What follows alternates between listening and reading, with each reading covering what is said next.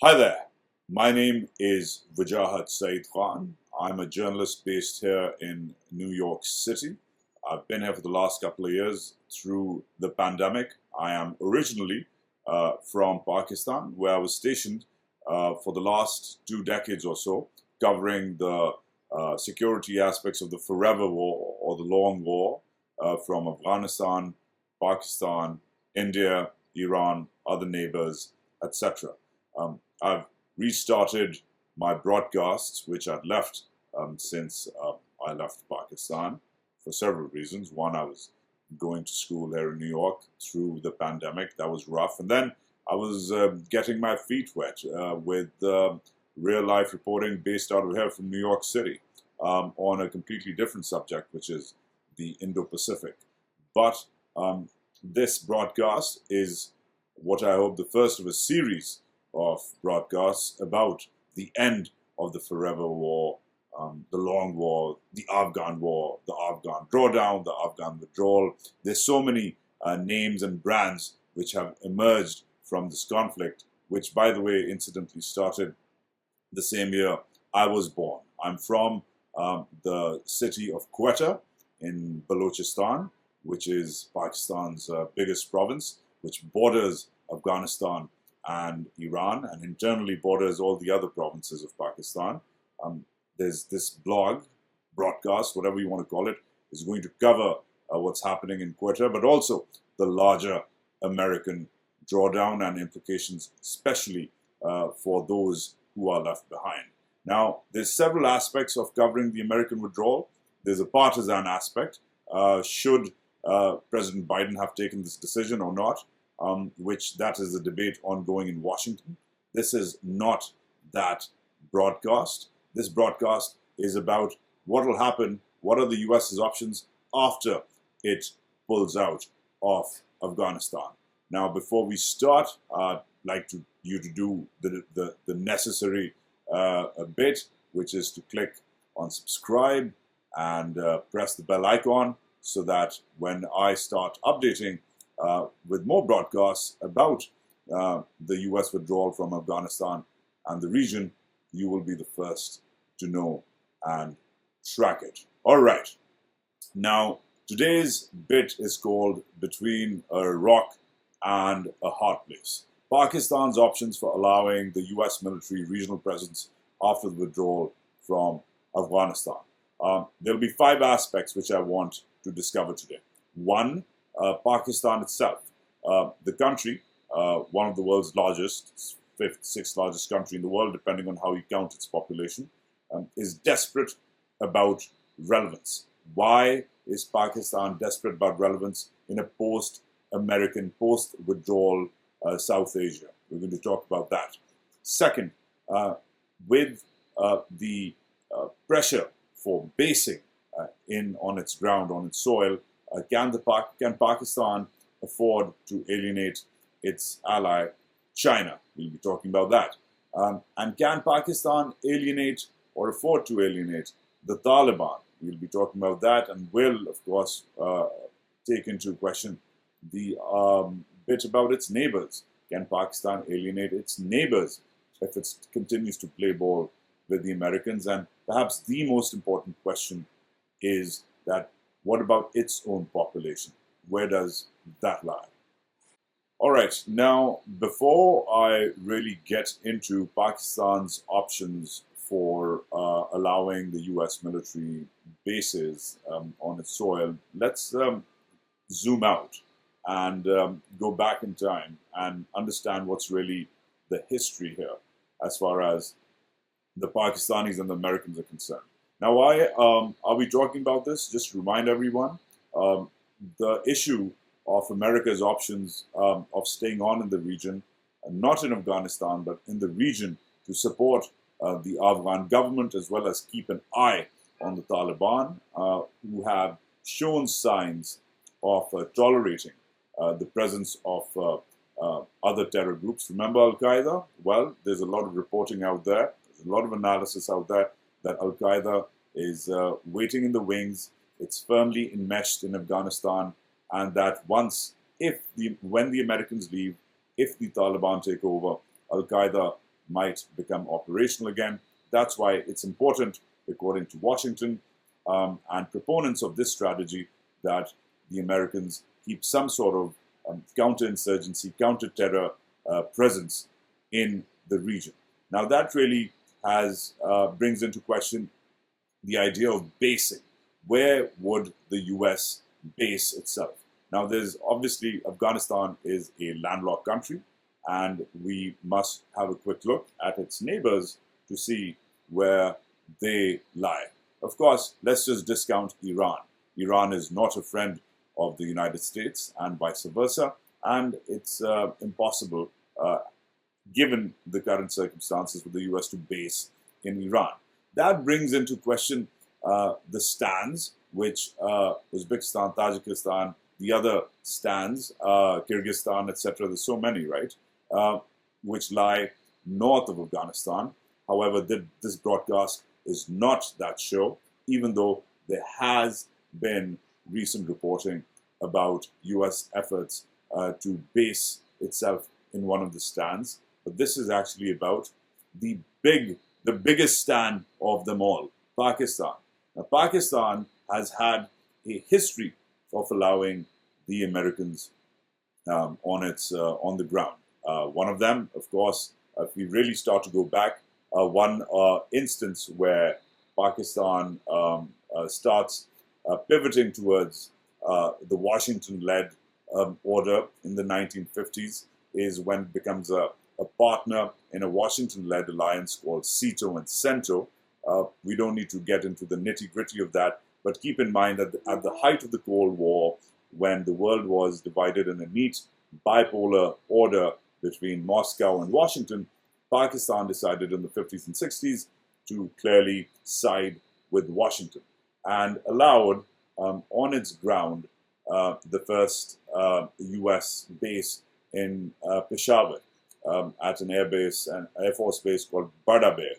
Now, for years in the 50s, 60s, 70s, mostly the 60s, if you really think about it, as far as the operations of that base is concerned, the Pakistanis allowed the Americans to operate their spy planes, and not until an American spy plane was shot down by the Russians, the U-2 spy mission operated by France's Gary Powers, the Pakistanis never admitted it. It was the worst kept secret in Pakistan and the region that the Americans have a base presence there, but till the Russians shot down and embarrassed Pakistan and the Americans, they never admitted it.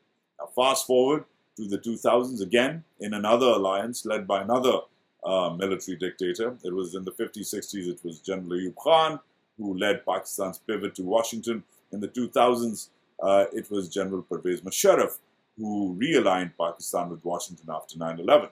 Now, General Musharraf was a lot of things. He called himself a straight shooter, but under his regime, the Pakistanis initially did a pretty good job of hiding the fact that the Americans were operating out of the Shamsi Air Base deep inside Balochistan. Again, my home province. But this is a part of Balochistan not a lot of people get to. It's a very sparsely populated part of southern Balochistan.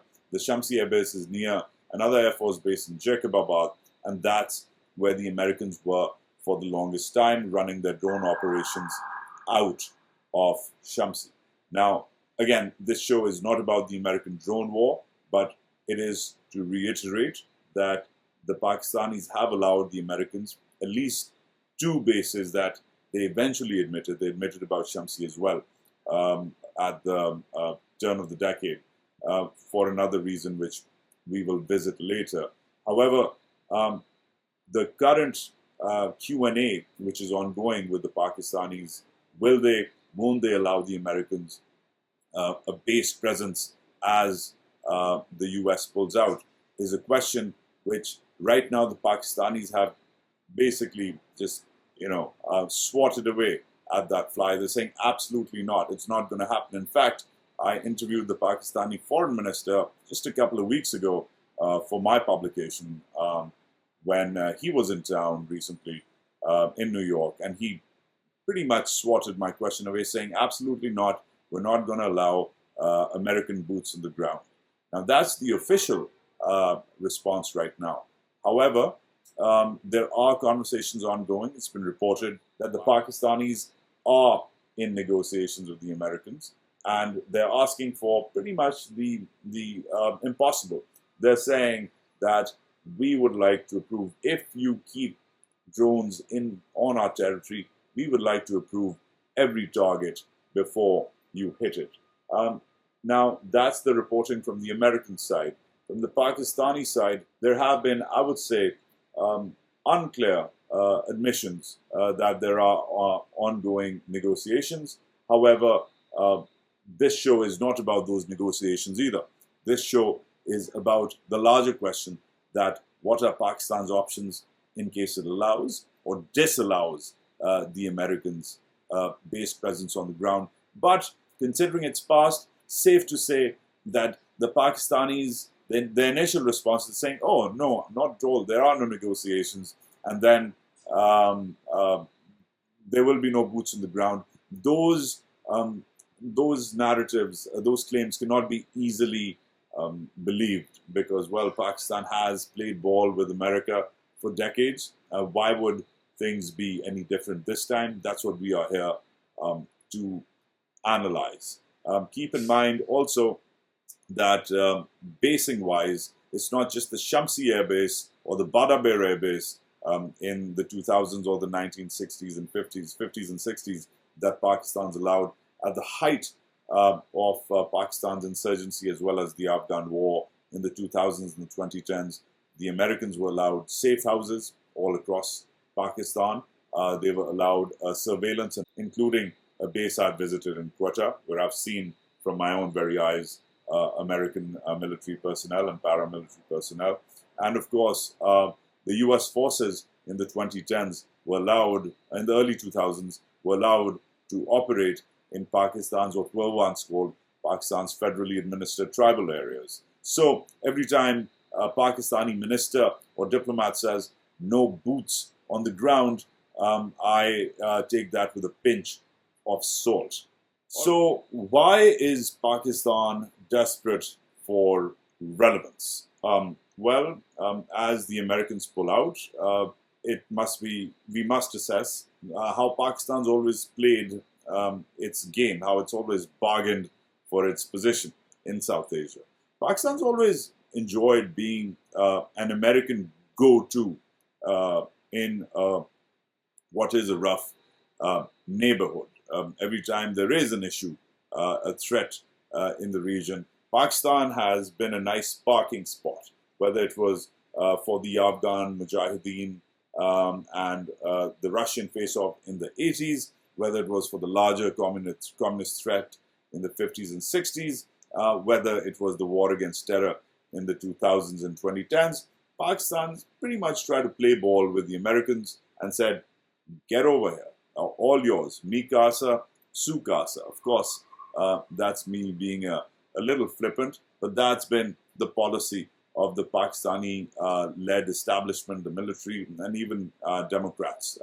Nobody can side away. No Democrat or dictator in Pakistan can hide away from the fact that their doors have been pretty open for the Americans as and when required.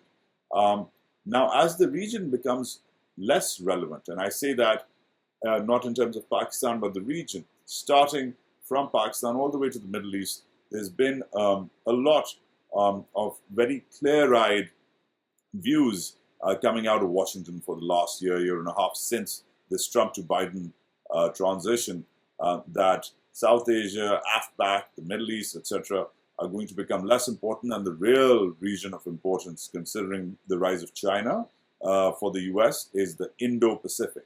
Now, Pakistan lies on the far end of the Indo-Pacific in the Western Indian Ocean region. That will still keep it relevant, of course. As far as the Pakistan Navy is concerned, you'll hear more and more in the next few years about Pakistan's naval situation vis-a-vis India and the other powers in the region. That's where Gwadar, etc., will become an important name as well in the Indo-Pacific conflict. But again, this broadcast is not about the Indo-Pacific. This broadcast is about how the AFPAC, Middle East, South Asia region has become less important for the Americans, and thus the Pakistanis are desperate to retain some sort of relevance. However, that as the region becomes less relevant, the threat many feel in Pakistan is that Pakistan will become less relevant as well. Now, decades of war and the wrong priorities have stunted Pakistan's growth. They made it a national security state. Um, Big argument there about who is to blame, but the bottom line these days is, as purported by the Pakistani military as well as Pakistani diplomats, is that Pakistan is pivoting from geopolitics, which means war, proxy war, military buildups, etc., is shifting from geopolitics to geoeconomics. One of the biggest purveyors of this narrative has been Pakistan's new National Security Advisor, Moeed Yusuf, but more on Moeed later. All I'm saying is that that'll be, as the drawdown happens, it'll be easier said than done to move away from decades of geopolitics to what the Pakistanis now call a business and sense policy of geoeconomics. However, they will also continue to pay lip service to this Afghan-led, Afghan-owned peace effort and peace negotiations, but Pakistan will try to retain its position, the only Islamic nuclear power of the region, and it will try to optimize its advantages and stay on as the primary gateway of landlocked Afghanistan. Now, as we've said before, neither Iran nor the rest of the stands up north enjoy that privilege or the access or the history that Pakistan has and the cultural demographic access and the geographic access that Pakistan has to Afghanistan.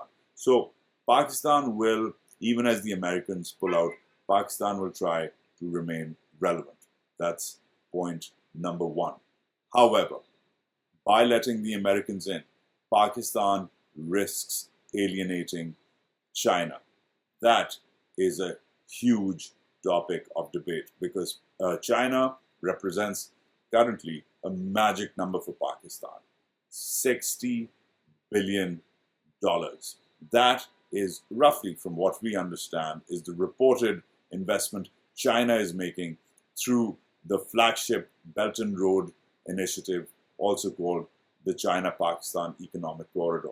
The BRI, or the Belt and Road Initiative, is the world's biggest infrastructure project, and Pakistan's CPEC, the China-Pakistan Economic Corridor, is the flagship of that project. This is a vision of President Xi Jinping himself, and President Xi has said it several times, the Pakistanis have said it several times, that Pakistan is an important aspect of the BRI. If BRI in Pakistan fails, Pakistan's vaunted alliance, the only strategic alliance it has with any country, with China, also fails. So alienating China by allowing the Americans to have their boots or drones or planes on the ground is going to be a complicated risk. Plus, China is even more important, besides those 60 billion big ones, is that it is also Pakistan's only real partner in the rivalry with India. For China and Pakistan, India is a natural rival, different reasons, of course, but as we have seen recently in the last couple of years, whether it is on the floor of the UN or whether it is in the heights of the Himalayas, the Chinese and the Pakistanis have confronted India and made India's strategic thinkers cognizant of the possibility of a two-front war between Pakistan, China, and India. So, in terms of old, long-standing rivalries, Kashmir, etc., versus India, China is Pakistan's best bet. As far as dependence on China is concerned, well, the Pakistanis have never been more dependent on China. Pick a topic, pick an industry, pick a sector, pick a weapon that the Pakistanis have in their military. And you will see that from military hardware like tanks to jet fighters to road-laying equipment to coal-powered stations to nuclear power to ships, bridges, ports, infrastructure, railway. The Chinese have never been more involved as far as developing Pakistan's hard, raw power is concerned versus today. The Pakistanis have never been more dependent on China than they are today. And even more importantly, the possibility of an American presence in Balochistan, which is the obvious choice because of its borders with Afghanistan, as well as Iran, as well as its sparse population, which gives the potential US base like Shamsi, for example, isolation and remoteness and aloofness and thus protection from Pakistan's population or other risks and threats. Based on that, by putting the Americans or allowing the Americans in Balochistan, Pakistan risks particularly upsetting China because, well, if CPEC is the flagship project of the BRI, then Balochistan is the crown and the jewel of CPEC.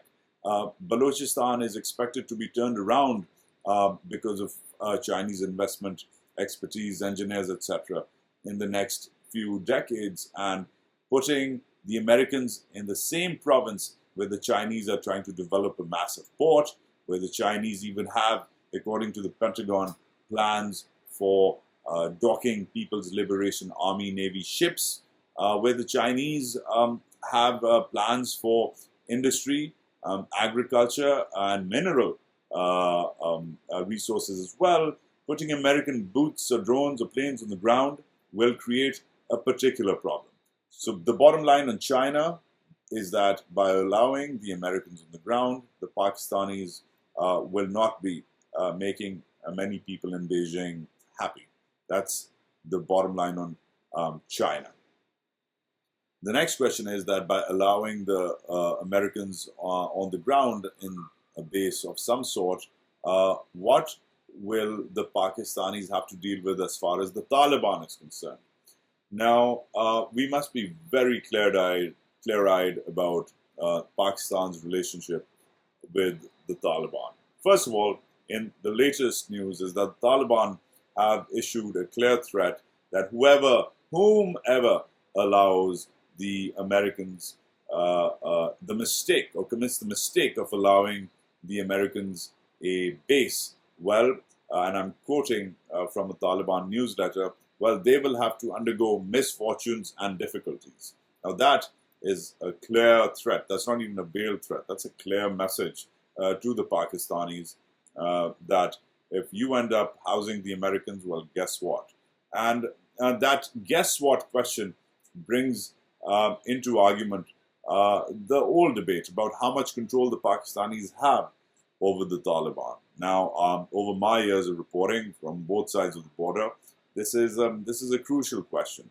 Firstly, we have to be very clear-eyed about this. The Pakistanis have been housing the Taliban, and before them, their forefathers, the Mujahideen. The Pakistanis have been allowing the Afghan resistance fighters of the 70s, 80s, who became the Taliban in the 90s and the 2000s, safe haven for decades. Full stop. Now, that is something the Pakistanis have veiled, admitted, not admitted, been tongue-in-cheek about, with a wink and a nod. But the bottom line is that places like Quetta, Miranshah, and Peshawar have housed Taliban shuras. These are councils where political leaders and military commanders of the Taliban have gathered for years now and made decisions. Those three main shuras, the Miranshah, the Peshawar, and the Quetta shuras, have for years remained a triad which makes decisions about the Afghan resistance fighters operating against foreign and American forces in Afghanistan. This is now not just an open secret, it's an admitted diplomatic fact. Besides that, cities like Quetta and Kuchlak, where I've obviously reported from because of my past experience, places like Quetta and Kuchlak, again, have you literally see Afghan resistance fighters moving around there openly. That's why the tensions between the Pakistanis and the Americans for years has been about ending those safe havens. But the Pakistani argument has been an interesting one, that these people were allowed as refugees in the 80s and 90s. They have family here, they're married here, they own property here, there are brothers, and they're sons of the soil. That's a direct quote from at least one Pakistani foreign minister, Hina Rabbani Kar, that the Afghan resistance fighters are sons of the soil, and based on that, Pakistan's doors are open for them. So again, while Pakistan's played this interesting double game by allowing the Americans and giving them Shamsi just a few hundred kilometers away, it's also allowed Taliban resistance fighters to be based in Quetta and Kushlak, not too far away in the same province. So based on that, some people have an argument that, oh, Pakistan controls the Taliban. Now that's where I beg to differ. Pakistan at some point did have much sway over the Taliban. A lot of the Taliban leadership was in fact in Pakistani jails. But two things happened. One, as Pakistan started releasing Taliban prisoners and they ended up going back to Afghanistan or the Middle East, for example, in Doha in Qatar, where they engaged in political negotiations directly with the Americans, with the Germans, and other countries over the last few years. The Pakistanis allowed, in a way, the Taliban to have different diplomatic options and different diplomatic backers. Turks, the Iranians, everybody has, not everybody, well, regional powers have separate and direct and parallel chains of negotiations and communications with the Taliban. So to say that Pakistan controls the Taliban like it's some sort of puppet master, that's a naive argument. It's a dated argument, number one. Number two, as the Taliban gain more and more control through battlefield operations in Afghanistan, that gives them more muscle as well as creates more diplomatic options for them. When you control a vast swathe of territory right on the Iranian border and you're a Taliban commander, well, guess what? Iran has to, despite of its Shia versus Sunni narrative of its own, Iran has to play ball with you. So it is, again, a dated argument to say that the Pakistanis can control all the Taliban. That is an old argument, a redundant argument, and my argument is that while Pakistan does retain massive influence, keep in mind that the argument itself says that, oh, these people are married here, they have families here. We all know that Taliban commanders' kids go to schools in places like Quetta and Peshawar, are married into families in Islamabad and Karachi, own businesses like transportation, etc., in mainland Pakistan. So based on that, Pakistan can apply some sort of pressure, but to say that Pakistan controls the Taliban fully would be naive.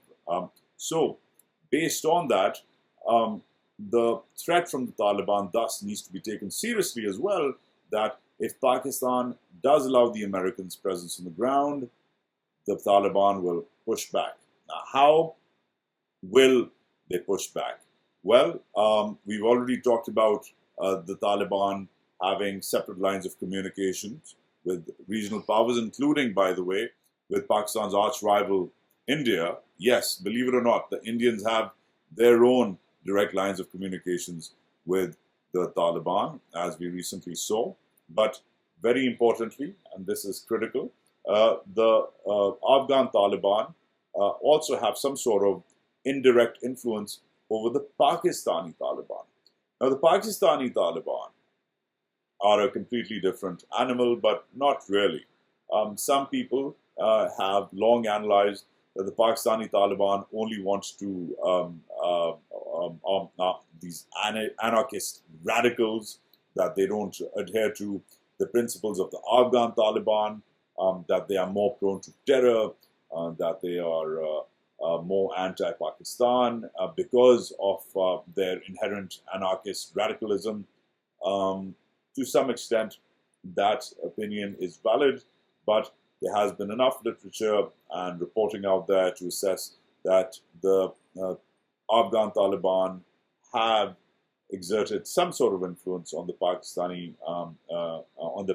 namesakes, and that by the very fact that Pakistani Taliban leaders who have reunified recently, by the way, a whole chain of Pakistani Taliban leaders have taken a bet or a pledge of allegiance, so to say, on whoever is the Taliban Amir, starting from Mullah Omar, the original Taliban commander, the original Taliban Amir ul Momineen. So, bottom line is that while the Pakistani Taliban came across as a consequence of Pakistan's firm realignment with the Americans during the rule of General Musharraf, they did take their lead, and their pledge of allegiance was to the Afghan Taliban's emirs. That in itself says a lot. Yes, the the Pakistani Taliban have also enjoyed safe havens in Afghanistan, just like the Afghans and the Americans have accused Pakistan of allowing safe havens for the Afghan Taliban on this side of the border.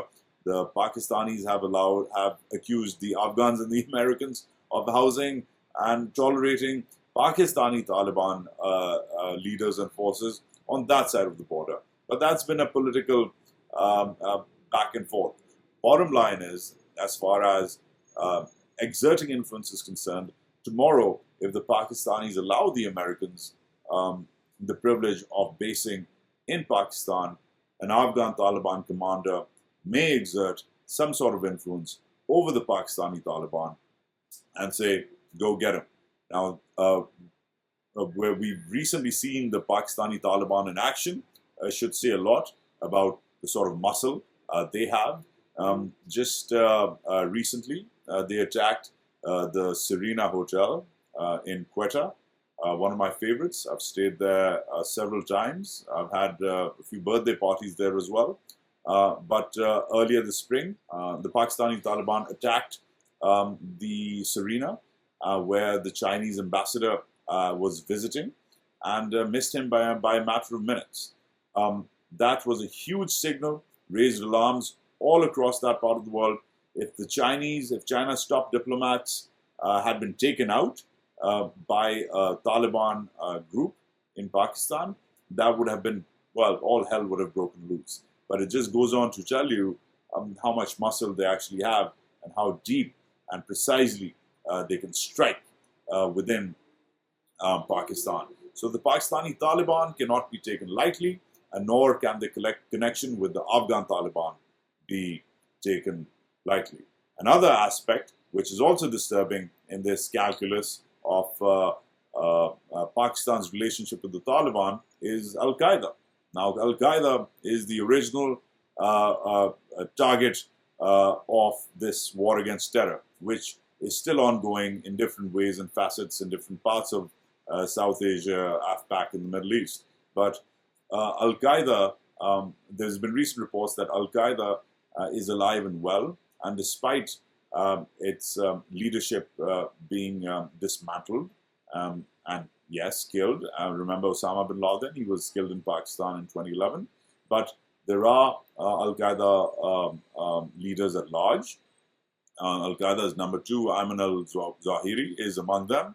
Yes, Pakistan has done its best, I would say, and a lot of analysts agree that Pakistan has done its best to particularly strike Al-Qaeda targets in Pakistan and Afghanistan, and it's given the Americans and NATO a lot of support in that particular war. So in the larger war on terror against the Taliban and Al-Qaeda, Pakistan's really concentrated on getting Al-Qaeda, but that means that Al-Qaeda has a lot to get back at Pakistan at. And these days, there's a lot of reporting that Al-Qaeda is doing just fine. It's waiting in the wings, and it's got a lot of support from some Taliban elements, and that when given the go-ahead, when the Americans are gone and all of this is over, the Taliban will unleash Al-Qaeda. This is, of course, a doomsday scenario by certain conservative thinkers. I think it'll be more controlled. The Taliban have signed on to a lot of agreements with the Americans. They can't just unleash Al-Qaeda as the last American soldier withdraws and heads back home on that Starlifter. It's not that all the Al-Qaeda will come running out in Pakistan and Afghanistan will return to what it was in the 1990s and 2000s. Afghanistan will return to September 10, 2001. That's not the doomsday scenario I analyze, in my opinion. Al-Qaeda will get more justification and gain more legitimacy slowly. And if the Pakistanis continue to allow the Americans to hit Taliban targets, Afghan targets, even hurt perhaps inadvertently Afghan populations through some sort of bombing missions, airstrikes, etc., slowly regain their legitimacy and recruit, as well as advance their goal to attack Pakistan, which is a major Al-Qaeda enemy. So it's a serious risk to have to take on the Taliban by allowing the Americans a base on the ground. Real quickly, Pakistan also risks antagonizing its neighbors. This is a very, very rough neighborhood, arguably one of the roughest neighborhoods in the world. Take a look left, take a look right, look north, look south, and Pakistan faces a threat. Now, firstly, we've talked about China, that by allowing the Americans to keep a base, the Pakistanis will risk the ire of China. But let's complicate that argument about China a little further. Just a couple of weeks ago, the Pakistanis, the Chinese, and the Afghans got together in what is called the trilateral process. Now, the documents which came out of that, the statements which came out of that, said something very interesting. Firstly, it said that China will continue to help Pakistan and Afghanistan mend their fences. So, in a way, China is doing what the Americans haven't been able to do over 20 years, which is to make sure that the Afghan government and the Pakistani government are friends. So the Chinese have sworn to do that. The second thing is that they want to really push and advance the BRI, the Belt and Road Initiative, via CPEC, etc., through both Afghanistan and Pakistan. So the Chinese really want to bring Afghanistan into this BRI sphere that Pakistan has already firmly signed on. That's two. And three, and even more importantly, is that the Chinese have said that they have clear plans to counter terrorism there. But the threats they have listed are not the threats the Americans have listed over the years. There was no mention of the Haqqani network, which always pops up in the American narrative. Instead, the Chinese said that we, the Chinese, the Pakistanis, and the Afghans will fight the following organizations. ETIM, which is the East Turkestan Islamist movement, which fights Chinese forces in Western China. They named them. They named the TTP, the Pakistani Taliban, which we've just discussed. And they also, very importantly, named Daesh, Afghanistan's version of Daesh or ISIS. They did not name Al-Qaeda. They did not name the Afghan Taliban. Now that in itself goes on to indicate that the Chinese have a very different worldview than the Americans as far as counterinsurgency and counterterrorism is concerned.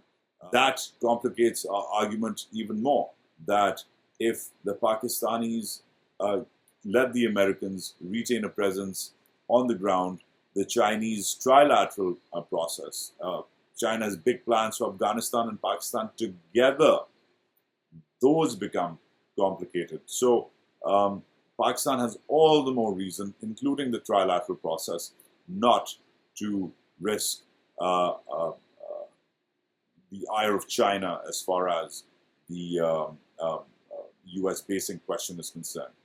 Next, look, if for Pakistan, it's just a bad option. Iran, which is right on Pakistan's southwestern border, will definitely be breathing easier when the Americans are gone. Not a big fan. I don't think there's many takers in Iran for allowing the Americans in Afghanistan or keeping them around in Pakistan. Russia, towards the north, and the sphere of influence it has in the rest of the stands, Russia will also be breathing easier when the Americans pull out. And if the Russians know that the Americans still have some sort of presence on the ground in South Asia by a base in Pakistan, they too will not be very happy with Pakistan. But perhaps the most interesting neighbor of Pakistan, which might not be happy for very different reasons. The Chinese have their own reasons, the Iranians have their own reasons, the Russians will have their own reasons, because none of those countries would enjoy an American presence on the ground or tolerate it. But India, Pakistan's arch rival and historic enemy, whatever that means, more on that in another broadcast later. But India will not enjoy the fact that the Pakistanis have allowed the Americans on the ground. Now, keep in mind that India is emerging as pretty much a de facto American military ally by being a partner in the Quad grouping, which is also emerging as some sort of military alliance, clearly, which is the US, India, Australia, and Japan.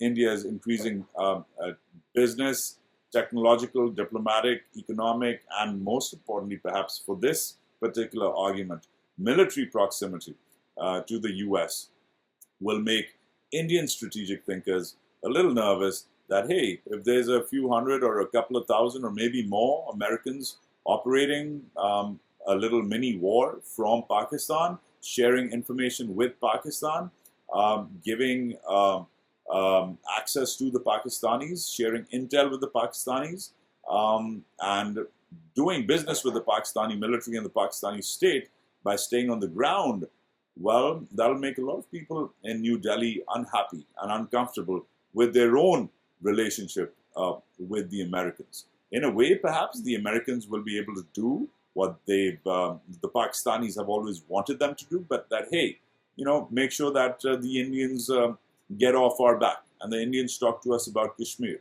That's been the Pakistani demand for decades. But the Americans, as they've gotten closer to the Indians, have pretty much walked away from that demand. There was a little flash in the pan recently when former President Donald Trump said he'd be willing to be an intermediary between Pakistan and India, but nobody, especially in New Delhi, nobody took that seriously. That was just the dawn grandstanding for the purposes of making the headlines was the analysis. But no American leader, no serious American leader, diplomat, soldier has said that, hey, we need India and Pakistan to talk. The Americans have never really pushed for an India-Pakistan peace process short of State Department briefings, and that thus makes the larger argument that, maybe the Americans, by being on the ground in Pakistan and being close with the Indians as well, will be able to bring the Indians and Pakistanis together. I don't think so. I think the skeptical view on that is that Pakistan will already be risking a lot of other relationships in the region, and very importantly, India will probably not appreciate that the Americans are still doing business with Pakistan.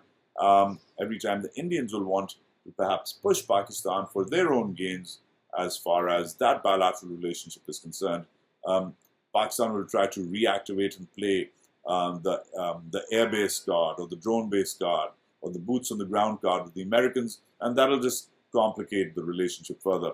I would say in my analysis that the Indians would be happier if there were no American base on the ground in Pakistan, because that'll allow the Indians more direct leverage over the Pakistanis versus getting the Americans involved. Very importantly, Pakistan also risks antagonizing its own population. Now this, perhaps, for me, is the biggest challenge Pakistan faces. There's been several polls over the years about how the public opinion about America has been dipping lower and lower in the eyes of the Pakistani population.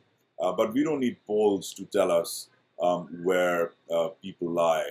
A lot of Pakistanis lie on America. We just need to revisit what's happened on the ground, starting from when I really started doing this job right in college, starting from the abduction of Daniel Pearl, whom I met when I was reporting as a junior for the Michigan Daily. I was on assignment in Pakistan and Afghanistan, and I met Danny Pearl just a couple of weeks before he was abducted. I shot a game of pool with him, I remember, and we had a couple of drinks on New Year's Eve in 2001. I met his wife. Everything seemed very normal, and then a couple of weeks later, he became one of the first casualties of this war. But Danny Pearls was not the first American life lost in this conflict.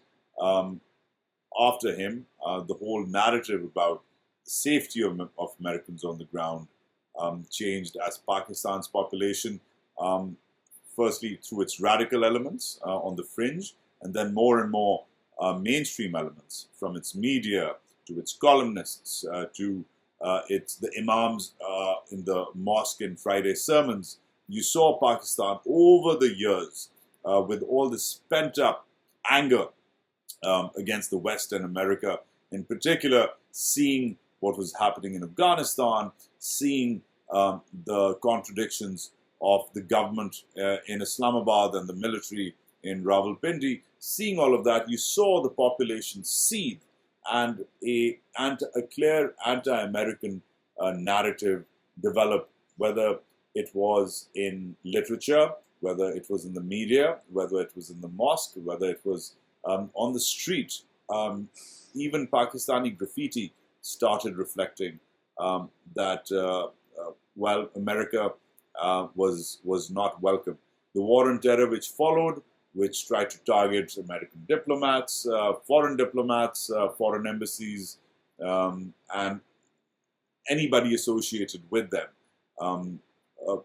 is evidence of the fact that the backlash from the Pakistani population, whether parts of the population which decided to be sympathetic to the radical right-wing terrorist cause, or just regular Pakistanis who were politically opinionated, goes on to underscore that allowing the Americans to get away with what they did in the 2000s and the 2010s, with the drone war in particular, is a bad idea for Pakistan.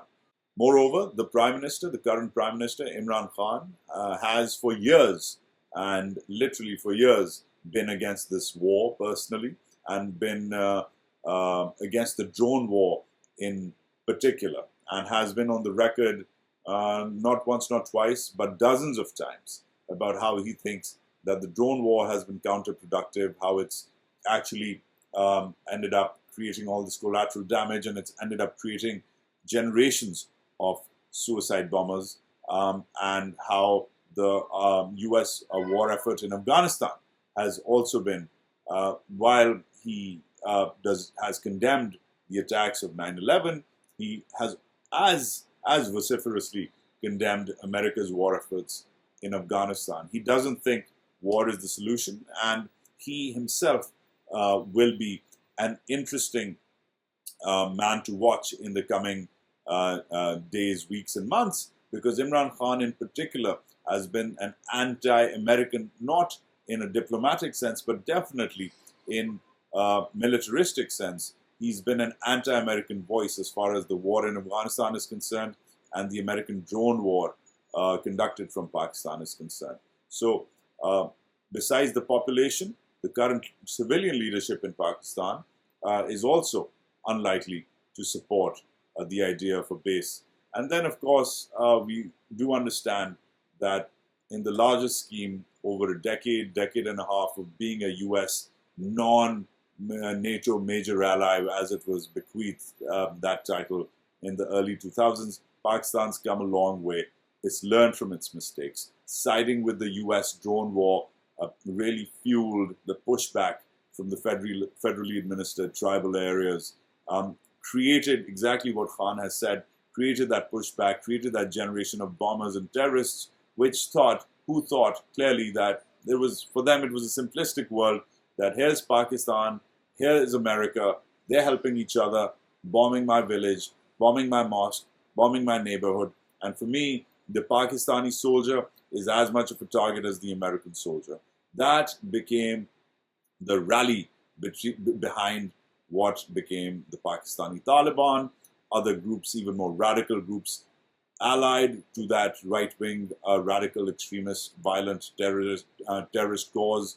And that played out in so many ways. It played out even within the Pakistani military, where parts of the military were documented to have sympathies not towards the Pakistani state, but towards the other guys, the guys which the Pakistani state, in collusion with the Americans, was fighting. So there's a real risk of pushback.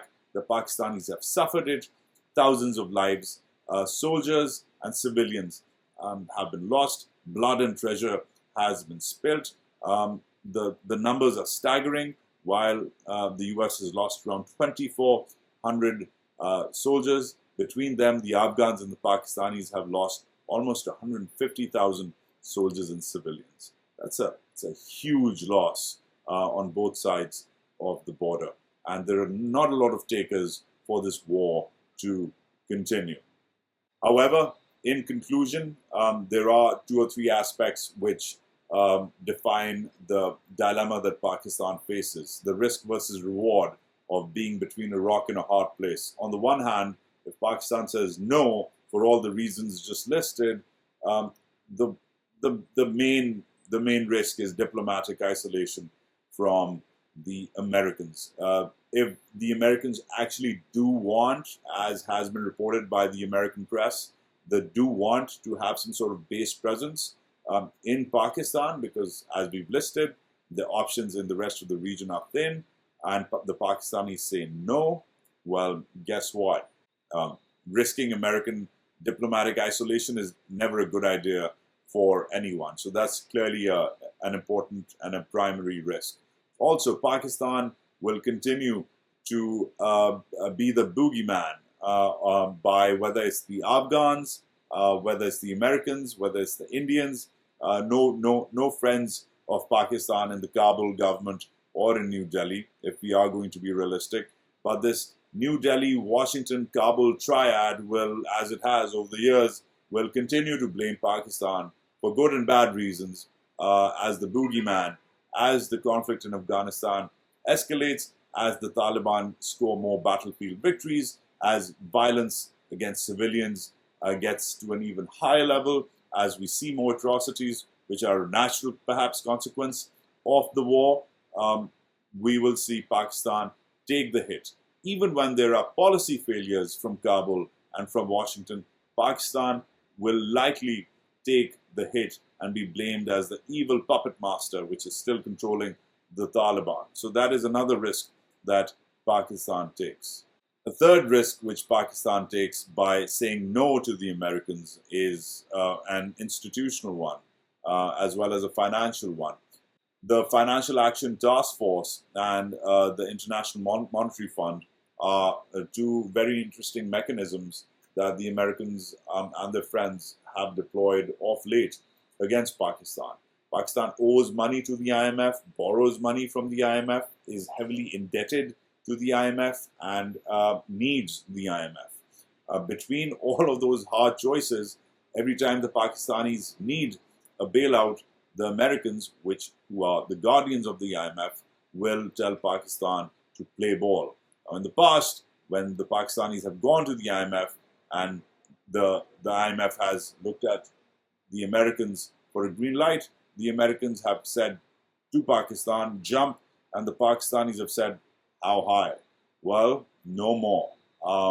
Because if that is the way the new cookie is going to crumble in Pakistan, well, the IMF will pretty much tighten its purse strings, and that'll create problems for Pakistan. So that's one risk they face. Another risk they face, an even larger risk, is perhaps through the Financial Action Task Force. Not a lot of people understand how the FATF works, but I'm going to give you the broad picture. The FATF is sort of an international regulator of good financial behavior. If you do shady things, if you do dodgy things in your country through your finances, you are a tax haven, you allow people to illegally park billions there, or if you allow terrorists to operate charities there, as Pakistan has been accused of, and fundraise from those charities for terrorist activities, which then end up killing people across the world, well, you are punished. And when you are punished, the ability for the international investor, the international banker to conduct business with you diminishes. They restrict people from dealing with you. Now, Pakistan is not in a good way with the FATF. Pakistan has been threatened to be blacklisted by the FATF. It's hanging on by a thread by being on the grey list these days, which is between being in the all clear and being on the blacklist. All the Americans and their friends, like the Indians, for example, have to do is that to make sure that if Pakistan does not play ball in Afghanistan as far as the counterterrorism efforts there in the post-American withdrawal situation are concerned, all they have to do is push the right buttons at the FATF, and boom, that's the end of that. The Chinese have already, despite being very close to the Pakistanis, they've already thrown the Pakistanis under the bus once with the FATF. Now, who will come to Pakistan's rescue? Can Pakistan afford international financial isolation? No, it can't. Not in the sort of global economy Pakistan lives in. Pakistan is not North Korea. Pakistan cannot afford to become Myanmar. This is one of the world's largest countries. It's got G20 ambition. It's got 220 million people, depending on which way you count them. So it can't afford what the sort of isolation the North Koreans and the Burmese can. Based on that, the Pakistanis cannot shrug off the threats from the FATF or the leverage of the IMF. That's another risk that they face. So finally, the question is that should Pakistan allow the Americans back in? That is the big question of the week I'm going to leave you with some caveats.